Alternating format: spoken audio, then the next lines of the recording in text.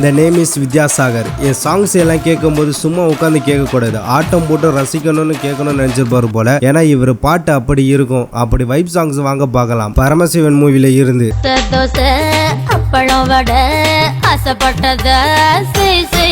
எதிரும் புதிரும் மூவில இருந்து தூள் மூவில இருந்து சிறுத்தை மூவில இருந்து திருமலை மூவில இருந்து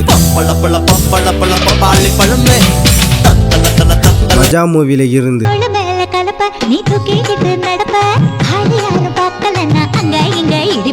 தில் மூவில இருந்து